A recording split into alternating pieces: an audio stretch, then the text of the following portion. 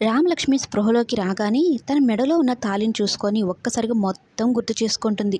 తన రూమ్లోనే ఉన్న సీతాకాంత్‌ను కూడా చూసి నైట్ అంతా తను ఇక్కడే ఉన్నట్టున్నాడు. నాకేమైపోతుందో ఏమో అని టెన్షన్ పడినట్టున్నాడని తనుకుంటూ ఒక్కసారిగా పెళ్ళి ఎలా జరిగింది? పెళ్ళికి ముందు ఏంటి? అన్నట్టు మొత్తం గుర్తు చేసుకుంటూ ఉంటుంది. అయితే సీతాకాంత్ రామలక్ష్మిని ఏం చేసుంటాడంటే తన చేతికి డబ్బులు ఇచ్చి నువ్వు కోచింగ్‌కి వెళ్ళిపో అని తను రాసిన లెటర్ కూడా అయితే ఇచ్చేస్తాడు. ఆ లెటర్ చూసుకొని మొత్తం రామలక్ష్మి ఒక్కసారిగా ఏం జరిగిందనేది మొత్తం తెలుసుకుంటుంది.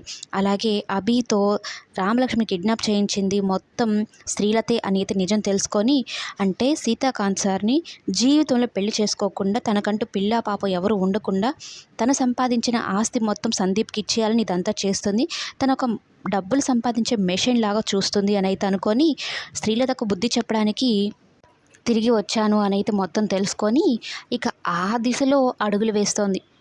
నిద్ర లేగానే శ్రీలతకైతే గుడ్ మార్నింగ్ చెప్తూ ఓ పెద్ద షాకే ఇస్తుంది. అత్తయ్య గారు మీరిక రిటైర్ అయిపోండి.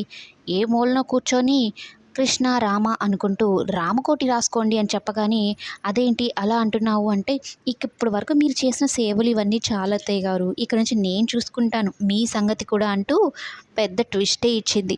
సీత సార్ నిన్ను కనకపోయినా కన్న తల్లిలాగా భావిస్తుంటే నువ్వు మాత్రం సవతి కొడుకులాగే చూస్తున్నావా అనుకుంటూ నీ లెక్క నేను క్లియర్ చేస్తానంటూ పెద్ద మలుపు తిప్పబోతోంది కథని.